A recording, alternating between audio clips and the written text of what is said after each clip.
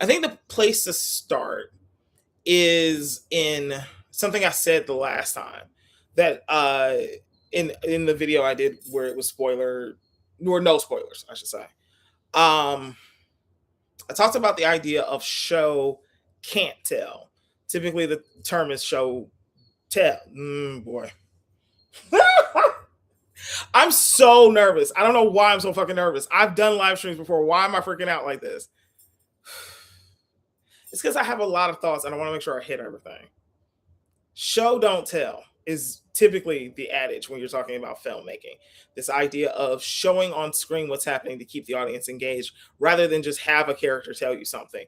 I equated it to a fight scene, right? That if someone were to tell you the big climatic fight scene, that would be really disappointing. You'd rather go see it. If you went to a movie and all of a sudden John Wick came into the room and was like, "Hey man, I really handled some shit. It was crazy. I was flipping around, shot some folks. I really saved the day." That would suck. We wouldn't want to go see that movie. So it's show don't tell, right? But I think this movie plays into the surrealness. And I think that's part of why I want to keep talking about this is because I think we got caught up on liminality as a selling point, as a marketing point in this idea of like, internet horror and creepy pasta. And obviously there needs to be an angle as to which to sell this movie from. But I think it really cuts off what this movie is doing really well, which is surrealism, right? And the purpose of surrealism is to explore the things that we don't know how to articulate. So what is usually show don't tell, it becomes show can't tell. And I think this is going to be my entry point into the difference between Clark and his journey and Mary and her journey. Remember, Clark is the main character, and Mary is the therapist. Okay. Obviously, you probably know that if you're watching this.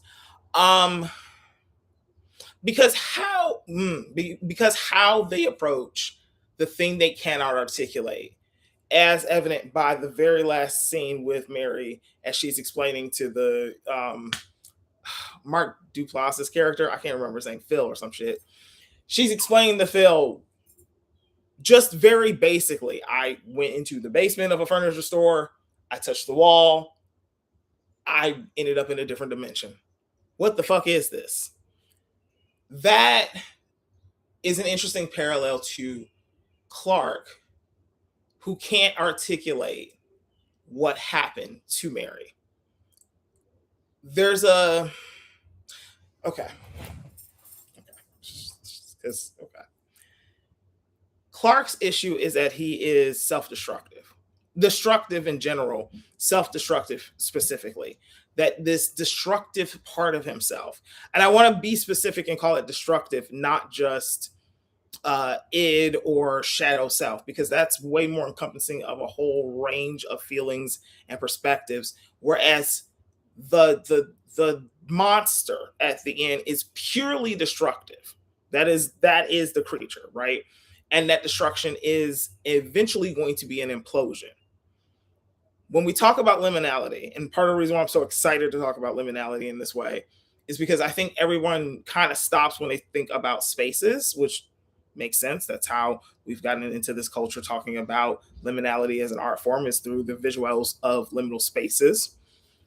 But like, spaces are just one way you can be liminal. I obviously can't put a screenshot here, but I was in a comment section talking about how The Shining could act in a lot of ways as a liminal horror. You have the liminality of a hotel that is frozen, literally, because it's the winter, but frozen in this state where like there's no people in it. It's going to open at some point. Liminality, I'm sorry, I should say, is defined by being in between the place you left and to where you're going. It's that bridge, it's that space in between, it's that journey, right? Or in this way, it's a state, an emotional state. So the hotel is frozen in this state. There is a time when it is alive with people in it, but now it is haunted by ghosts in the middle of the winter. It is in this liminal state, right? In the same way, the family in The Shining is in a liminal state. You have the moment of change starts with Jack being destructive to his family, Sorry if you're hearing a bunch of noise. This is the best window to sit in front of. Um, you have Jack, who is destructive to his family. And the book opens with them in the space of like having to make a choice of what to do with Jack's alcoholic, destructive nature. Does he get treatment? Do they get a divorce? Does he make any sort of atonement for breaking Diney's arm? No one makes a choice, no one makes a change. So they're sort of just stuck, frozen. That is again a liminality, right? Okay. Just so hold that thought. Because then, because then we start this movie Backrooms in the liminal space of a therapist's office. You don't enter an office because you don't want to make a change, right? So we start there. And the goal, ideally, when you go to a therapist, is to get to a place where you no longer need the therapist. So the therapist goes from a state of being something of a, I think shaman's a bit too big of a word for something like this, but effectively your guide through the journey of this liminal space. But we have to keep in mind that a therapist is also a human, and they're wrestling with their own shit. So we have this parallel story of two different types of people wrestling with whatever inner trauma they're working through, right? With Clark, there's an anger, there is an avoidance of his feelings, there is the alcoholism, there is this role play scene that happens early on in therapy. Sorry, I should say before we get to the role playing scene, we at least see that he's considering making a change. That is evident by the fact that he is in a therapist's office, but he's got some resistance.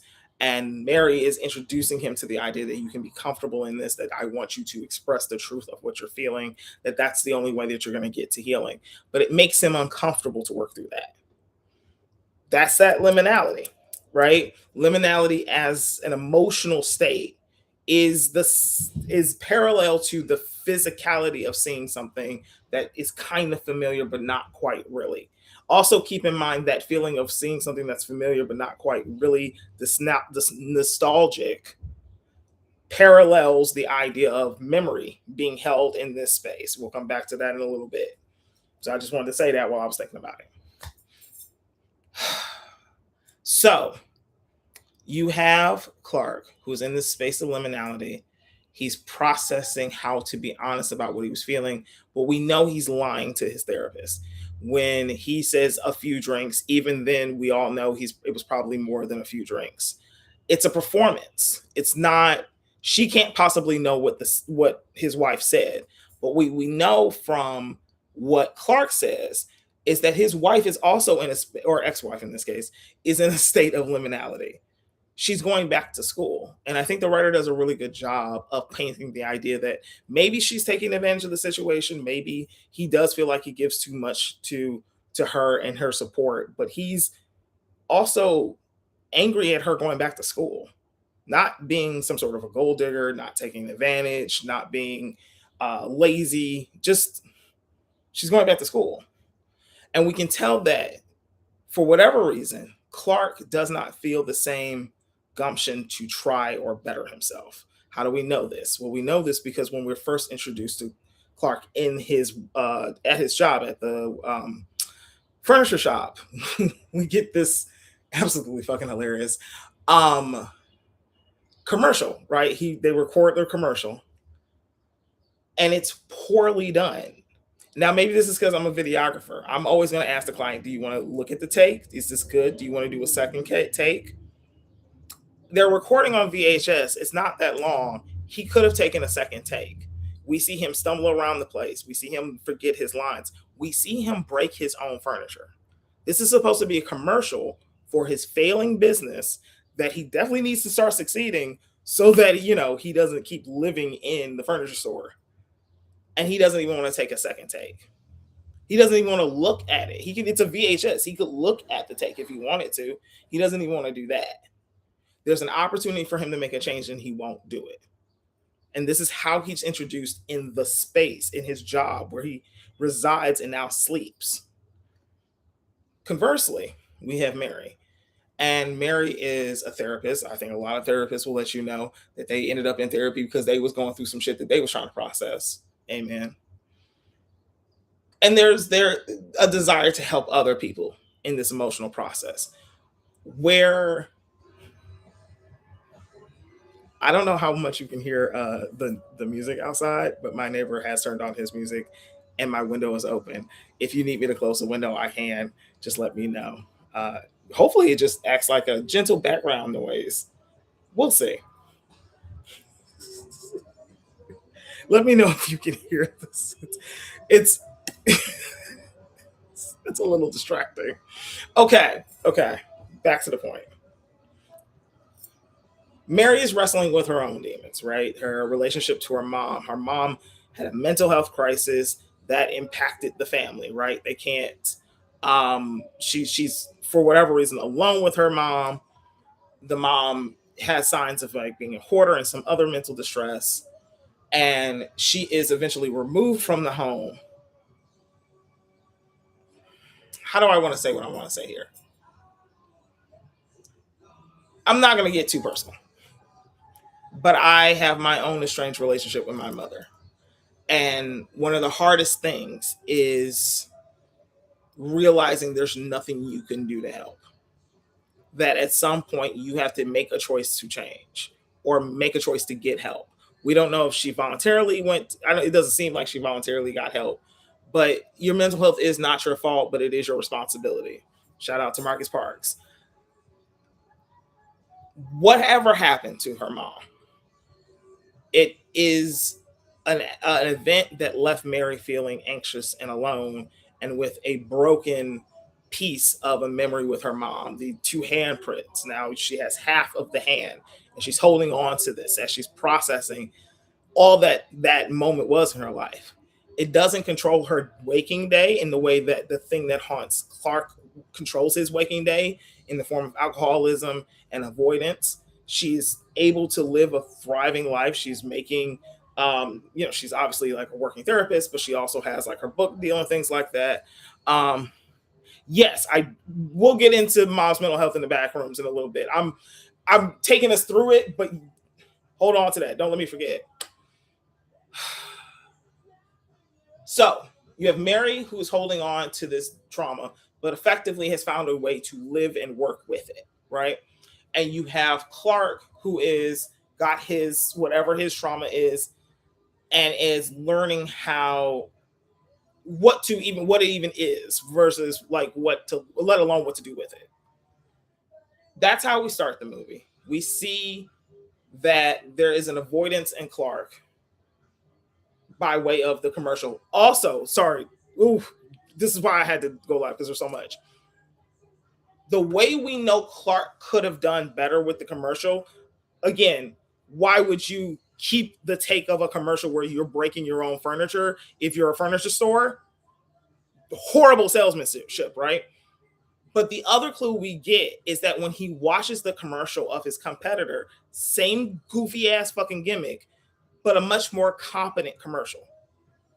And that happens the night of the him entering the back rooms. What are the back rooms?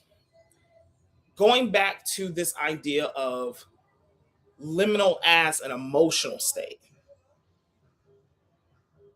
we got to talk about memories. The way memories work in all of our lives is that effectively, when you remember something, you are entrenching the way your neurons fire, and they become a path that becomes ingrained in your mind how you remember things. It is not wholly accurate. This is why eyewitness testimony is a troubled science, but it has validity. It's not wholly inaccurate either. And it is so often influenced by emotions. What the backrooms are is a physical representation of that inner emotional state, the complexity. That's why it's a never ending maze with no center, a labyrinth, even. The maze and the labyrinth, and I get these confused. I believe a maze is something that has ability to be solved, and a labyrinth does not, I believe. Labyrinth heads, let me know. Regardless, these are designs that are used in meditation because you're trying to solve a puzzle with your physical body. Or I'm sorry, with a maze on a sheet of paper, it's a physical body. I was actually thinking of a physical maze, right? Like a hedge maze. You're physically, somatically using your body to solve the problem. Walking through this back rooms, there is no ability to solve it. It is surreal. It is dreamlike or nightmare like, right? How many times have you had a dream where you were in school and then all of a sudden you're in your parents' home and then all of a sudden you're at work and maybe also your car drove some things. I always thought, yeah, that could be true. Honestly, I might have it backwards. I'm trusting y'all. But regardless, multiple paths, multiple directions, a maze with no solution. There is no way of getting out. This patterns itself off of rumination. The way it manifests in the Backrooms, the movie, is like how rumination feels when you're trying to work through therapy, where you're trying to heal. You get stuck in the patterns of what you remember and how it made you feel, and maybe you start to distort how that memory went. And the more you perform that memory in your head, the more entrenched a way that story is told. So going back to the role play that we see at the beginning, that's mirrored at the end, he entrenches the performance of an argument he knows he's had. Mary points out at the end, again, can't stress enough, I'm talking spoilers about Backrooms. Mary points out, I don't know what your wife said. He puts the scalped hair on her head. So we know that's supposed to be Mary. Mary is distorted. He puts her scalp on Mary. I'm sorry. the woman next to him must be his wife because he puts her scalp on Mary's head, right? And Mary points out, I don't know what she said. We're entrenching a performance, a memory, a version that Clark wants to remember, where Clark feels beaten up and needled on, and he has every right to cuss her out and be mean. But note that the writer did not code the wife as like a gold digger. He doesn't code her that way. He codes her as someone who is in her own liminal space in school trying to better herself. She's making an active choice to learn and try to get a degree, something Clark can't do, won't do, refuses to do. So what's more likely? That the things that he's spewing out are resentments that he's holding? And now he's in a place, he couldn't do it on the surface level, but now he's in a place emotionally, a physical depiction of his inner emotional state that tells him he's right. He can perform it, he can put the dolls in the corner the way he wants, and he can stay down there forever.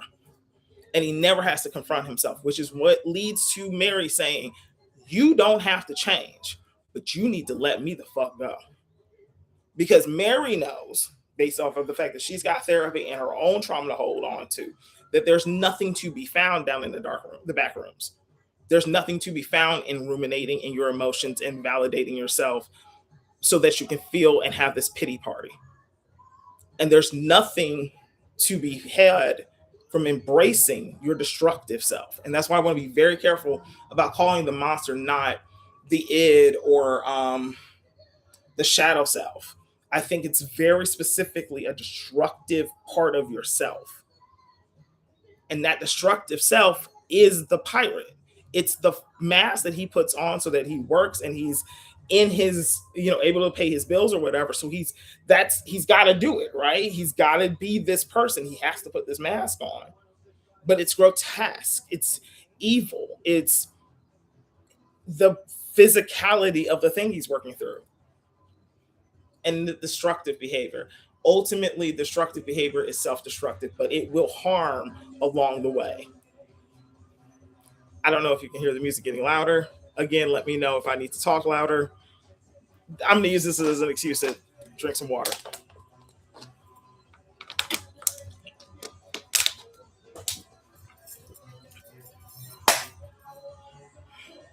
Okay, I'm getting comfortable. This is weird because I'm talking to a camera which means I don't have like I can't see y'all. So I'm just hoping this is making sense. Um okay.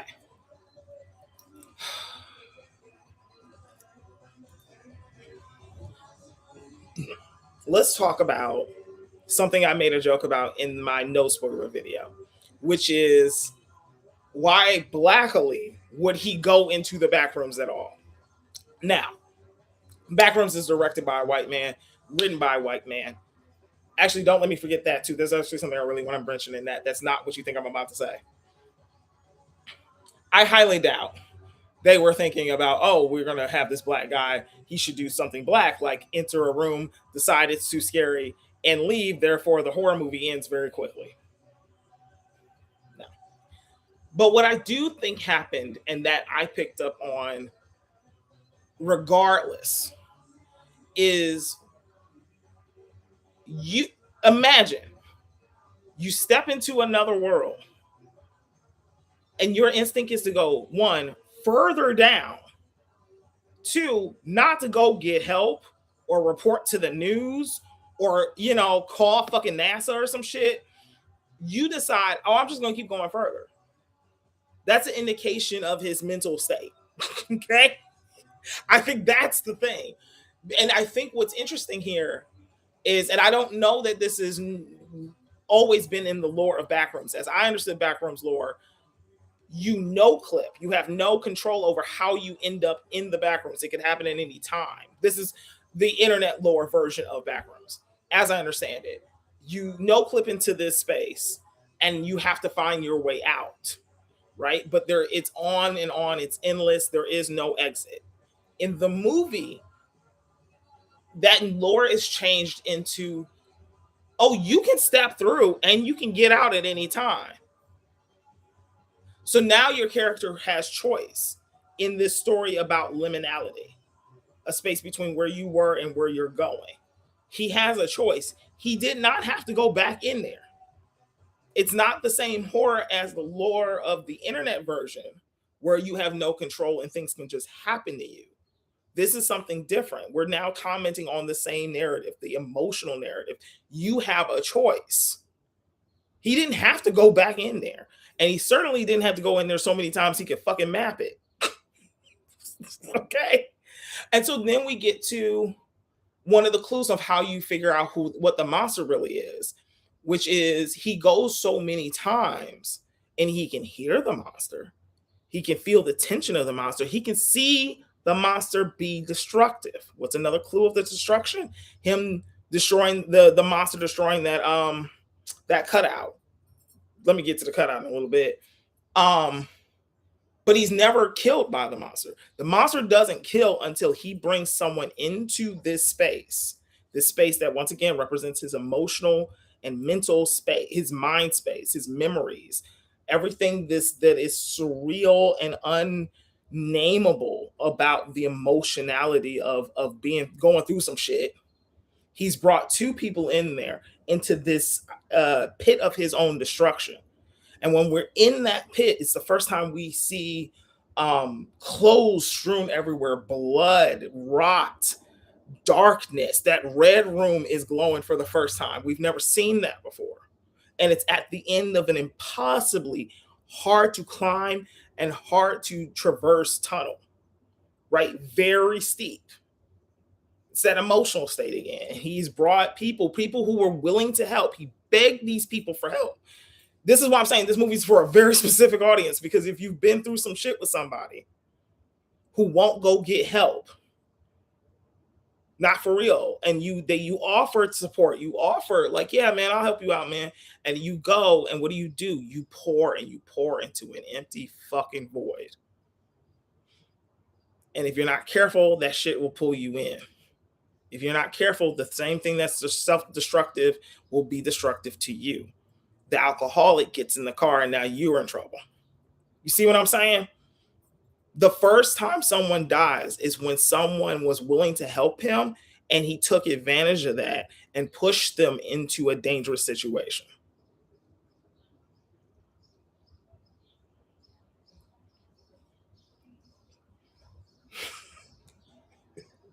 There's a moment that happens when Mary's down there, fast forwarding now, Mary's down there, and really what this is the Kuleshov effect in action. I was like, okay, baby, this is why that director deserves.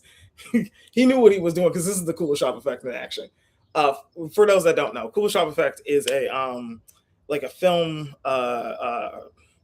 It's not a theory. I don't know what the fuck you would call it. It's an idea. It's a concept. It's a concept where the meaning of a single shot or a specific shot is informed by the shots near it. The classic example is the one that's like taught in every intro of the film textbook is that and this was the original version of this film. Okay, guys, we have so much time.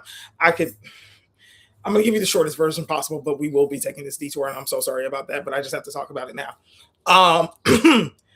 Okay. Okay. Kuleshov effect was an experiment in filmmaking discovered during the Soviet filmmaking era, where they figured out how to make a film through editing because they didn't have access to traditional film and production things, and so they had to learn nitty gritty and like learn how to tell a story through editing. So they would get film reels and they would cut it up and they would try to re-edit things, and that's how they learned the principles of storytelling through film. I am digressing, but I'm gonna go and finish this digression, and I promise I'll get back to the point.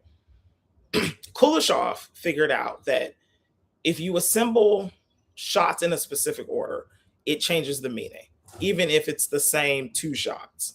So, in one example, the shot was of a man looking neutral at the camera. The next shot was of a bowl of soup. The third shot is the original man looking straight at the camera.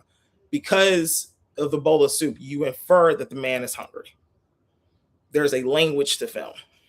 Same way, instead of a bowl of soup, then it was like, I think an example was like of a dead woman. So it's the same static shot of him. That's never changed. But now because there's a shot in between, you infer a meaning that is implied there.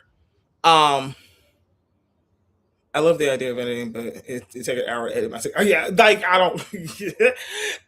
Yeah. So I'm bringing this all up, a real aside, because I think that's what they did in Backrooms. So you think that the line when Clark approaches Mary and says, "Don't be afraid of me," which note is a command and not a suggestion. You assume that that's because he's going to go behind her and choke her out, right? Which is true. That's part of the reason why he says that. But it also plays on the fact that us, the audience, we can hear the monster coming. He's talking about himself. Don't be afraid of me. We hear the monster coming. So it plays on the Kuleshov effect because we are like, no, bitch. The thing I'm afraid of is down the hall. I can hear it coming. I'm not thinking about your ass. And now he's behind her, choking her out. I know that was a lot. I didn't really need to explain the Kuleshov effect to get to that point, but I just thought it was neato. Okay? I thought it was neat. Point being, he knows he's the monster at this point. It's no fucking surprise. And so the climax, I'm getting into spoilers. Spoiler. And the climax. Though I will say again, even though I'm about to get into the spoilers, if you stay, I think you'll still enjoy the movie. He ties her up. He replays the memory. Remember, the Backrooms represents the brain space, the emotional, and the memory that has become distorted because that's what happens when you go that far down. Like the last layer of Inception. You go too far down and shit starts to distort. He's replaying a distorted version of his last fight with his wife. He's putting words into her mouth by way of the therapist. He's put on this fake scalp onto her head so that she can pretend to be a distortion of his wife. And in that distortion, we see him fully drop the mask, and you hear the anger and the frustration at, again, someone who in her liminal space, the wife, the one he's initially mad at, she's managing to make progress. She's managing to grow. And you hear his resentment at the fact that he won't do that for himself, that he's going to stay stuck. Again, keep in mind, we saw him make a commercial very similar to his competition, and his competition made a more competent commercial. So it's not even like he could not succeed better in where he's at. He chooses not to. He chooses to be pathetic. And that's why when the fucking therapist called, I can't remember what she called him, like a dweeb or a dumbass or some shit, and I cheered in the fucking theater. I was like, yes, bitch. Because this fucking loser, okay? And I'm not, obviously, if you're working through something, you're working through self-destructive behavior, yada, yada, yada, I'm here for you. I really am. And that's why I'm able to speak on this shit, because I've had my own journey into my own fucking back room, my damn self. But you have to make a choice to change. And it's at that point where he says, and you can tell that this is such an identity crisis for him, because he still needs the validation from the therapist to just do what the fuck he wants to do, which is not change. So when he goes to the monster, he says, did you hear her? Did you hear her? He's got this childlike excitement to say, oh, she says we don't have to change. We don't have to change. Bet. He tells his most destructive part of himself that he does not have to change. And the first thing the destructive self does is kill him. The first thing. He's like, oh, I don't have to change? Great. I'm actually going to destroy you first. And now this monster is like, wow, there is nothing left of his old self. He is now completely and just thoroughly his most destructive worst self. And this self goes on a rampage, and now she's got to escape, right? I also want to know, oh, bitch, I'm so glad I did this, because I completely forgot about this.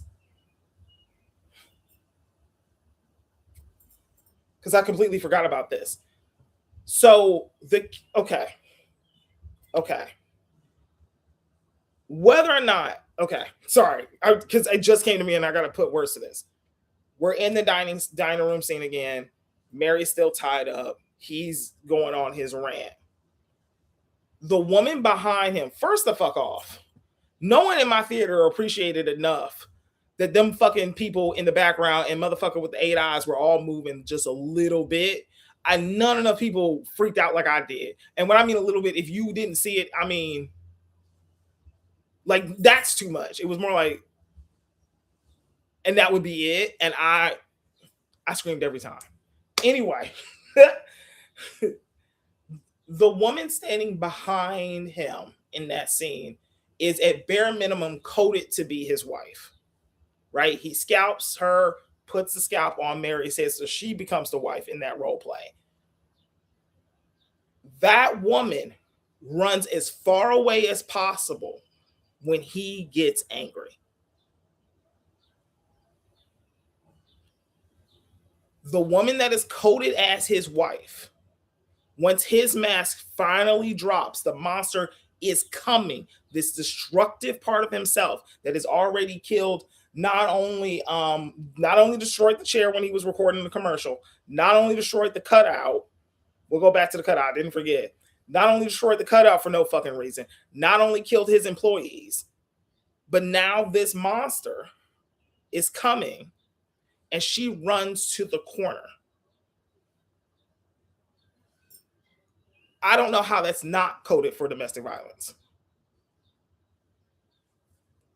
Right? And so, and I think that's a really well done way, because the violence is implied. No, let me take that back. The violence isn't implied. It's all violence that is plausibly denied. I had to knock you out and tie you up because you wouldn't listen to me otherwise, right? Oh, this knife? Oh no, I'm not gonna stab you. This is how we can get food, or I'm gonna cut you from this rope with this knife for some reason, right? It's the kind of thing an abuser does that has just enough plausible deniability to leave you terrified. The monster's coming. The monster is coded as his destructive self. She runs to the corner. It's the first time there's been any sort of dramatic movement. She represents memory. She remembers what that destructive thing can be.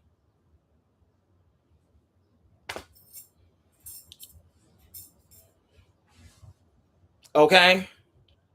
And so now we have Mary running out. She's got the totem in her hand of her childhood, of her trauma. Half of two hands. Remember, it's broken. It's not even the full piece of both of their hands in the cement. It's one of them. She's holding a broken totem of her past.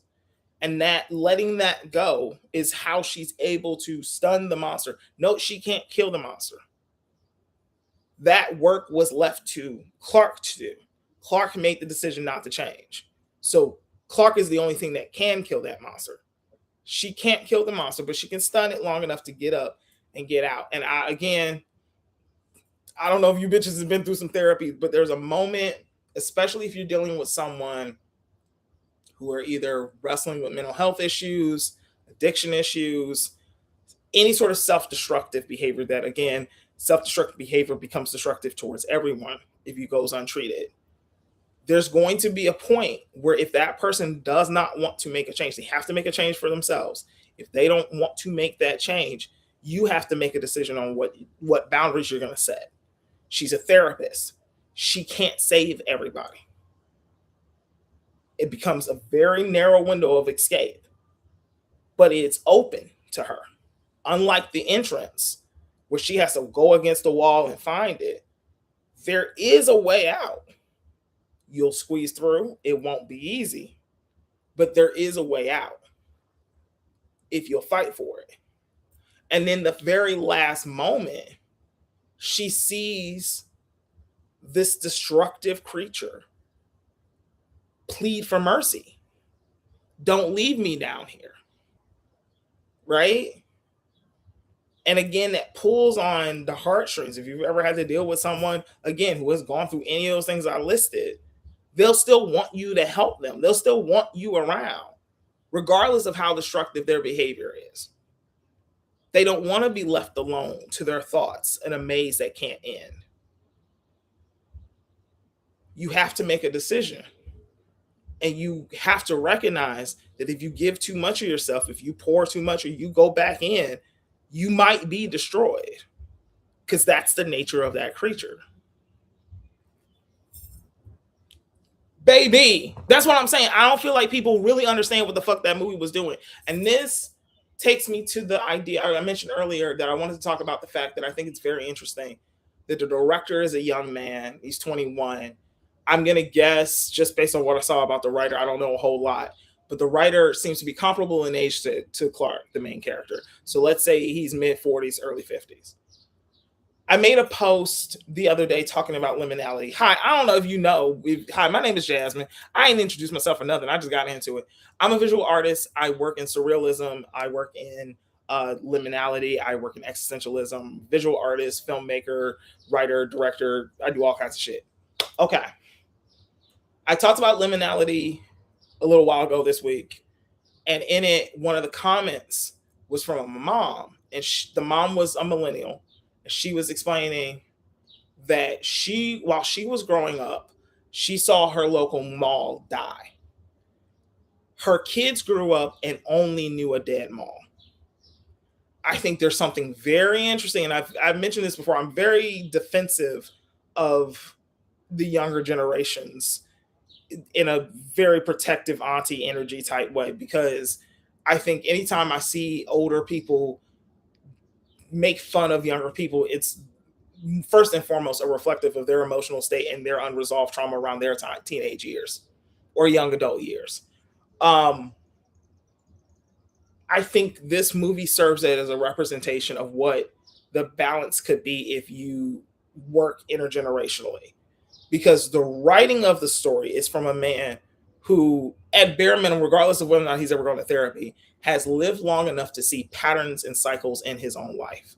That's what he's writing from is, oh no, there's a cycle to this shit. And if you want to get off the cycle, you have to make a choice. That's the kind of thing, the kind of wisdom that just comes from age. And it's not any shade to anybody young. It's the fact that you just haven't been around long enough to see some cycles that take 5, 10, 15 years to keep repeating, right? So there's a reason why that midlife crisis happens at the midlife. You've seen a pattern that maybe you didn't even know that you were on start to echo so many times that by the time you hit 40, 50, you're like, no, bitch, am I still gonna keep doing this? And you have to make a decision about who you are. So that's the story that's written, right? That's who writes this story, someone in that space. And then it's directed and visualized and brought to life. That emotionality is brought to life in part from a director who is growing up in that space. They never saw the malls die. They only know that mall to be dead. What does that feel like in an emotional space? Why wouldn't they be drawn to liminality? You know what I mean? They've been walking around liminality all their lives. This used to be a thriving mall. This used to be whatever lively area with people moving around and doing all kinds of things. But when I showed up, it was dead, and all I see are remnants of people who used to be here. Of course, a 21-year-old would be really good at visualizing that and directing that kind of a story. And I think if we could really highlight that and like show that that is an aspect of this story, I think, I don't know, I'm never not optimistic for the independent response to the things that people want to see in media. There's always someone somewhere, some artist that's like, you know what? I got $5 in a thought. Let me figure out some shit. And I love when those people make it to a big enough stage. This movie's already made its budget back tenfold. They're gonna be fine. It's gonna be an indie little darling. But I think this is the kind of movie, not unlike I mentioned before, like John Carpenter's The Thing, where it will be more appreciated in retrospect. It is so, I believe, timely about the emotional state of where a lot of us are right now. We're all, regardless of where you are on your political spectrum,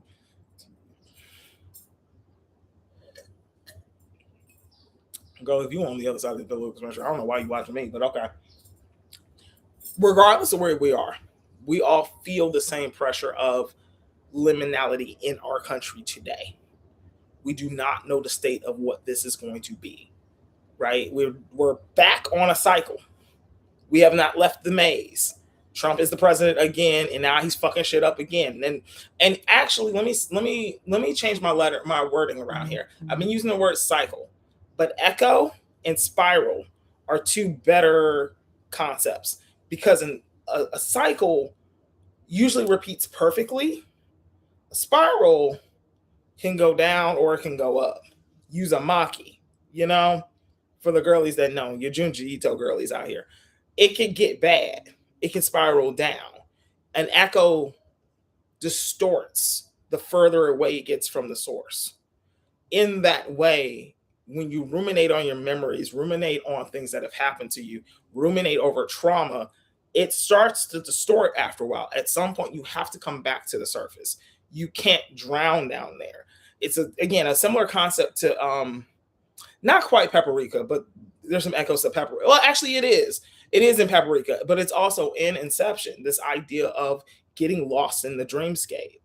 I think that's part of the reason why, obviously, Paprika was on the mood board for Inception, but I don't think Inception was like stealing from Paprika in the way that a lot of people think. A lot of people visualize the dreamscape in a very similar way. The glass scene, though, where Elliot Page's character touches that glass and it shatters, that's straight up from Paprika, though. Anyway, my point is, I think the way to think of Backrooms is less internet horror by a young upstart kid and more a reflection of the surreal feelings we're having right now as like a nation. Okay, like we are all feeling this moment of surreality, and I think visualizing it in this way, I think it's going to be cathartic for some people. I plan on playing what is it called? It's called I think it's called Backrooms Found Footage or something like that. It's on Steam. I made a video earlier today saying that I'm gonna play later tonight and just give it a shot. And that'll kind of round up my multiple long episodes about liminality. I think we're drawn to liminality right now because we just are in that state. We're seeing the destructive nature of being caught on an echo, caught on a spiral, and we're trying to decide what are we going to do next and what does it look like. And it's scary. It's difficult. It's also enchanting and can be exciting and mysterious. And maybe the thing to do is to make a choice rather than to keep ruminating, right? You could spiral down forever. You could try to find an answer forever. But if you don't make a decision and move forward, you're going to be stuck down there forever. So, yeah, those are thoughts on the back rooms. As you can see, I needed all this time to talk about it. If there's any questions or anybody has any other thoughts or anything I didn't get to, I'm more than welcome to get into it for the next few minutes. But yeah, I was just really impressed with how that was done. And that I think, yeah, for some people it's not gonna hit. It's very much psychological drama and emotional. But I think in the long run it will hit for folks because it reflects the emotional state we're in right now. And I think once you hold on to the key that like we know that the backrooms also reflect the mental state because at the end when Mark Duplass's character shows up and is like, yeah, we used to make MRIs. We used to make MRI machines, or I don't remember what they're called, MRI machines, but they used to work in MRI. Mind mapping, right? That's what they used to do. And whatever the fuck this is, that skill set was necessary. So we know that we have that confirmation about the end of the movie that we're in this mental, this physicality, I'm sorry, this mental emotional state made physical. And it can't be held, it can't be fixed, it can't get even and right and consistent because that's just how brains work. They don't work in a tight, orderly fashion, despite how hard you may try. So yeah, I really enjoyed it. And I saw it at a theater that had rumble seats, which I wasn't expecting and scared the shit out of me. Um, and then I saw it also at a mall that was dead, and that was scary when I got out because I couldn't look at the floor because I could see the pattern, and that was scary. Um, but yeah, if there's not anything else, I think I answered any questions that came up. Let me double check. But yeah, I really enjoyed the Backrooms. I really think it was doing a lot of really cool things that I hope people appreciate in the future. I think it is encouraging. I think it's actually ultimately encouraging by way of Mary. Um, and I don't know that it needed to do more than it did. I will be seeing it again, so I might do one last final follow up of anything else I might have missed. But yeah, that's all I got for now. Thank you for joining me. I'll do more. That's my cat Ricky in the background. Do y'all want to see him before we go? Come here. Come here. Here he is. This is Ricky. He's an old man, and he needs my attention sometimes. Say hi, Ricky. See, now you want to shut the fuck up. That's always how you be. You just want to shut the fuck up when I put you on camera. Everybody say hi to Ricky. Okay. Go see the Backrooms. If you want to see it in a good theater with good surround sound, I suggest the Phoenix Theater at Great Northern Mall if you can get out to that. But again, keep in mind that if you do see the encore showing, it will be rumble seats, and that will be scary. Choose your own adventure. All right. I'll upload this somewhere. I'll talk to y'all later. Thank y'all for being here. Ending now. Ending the stream.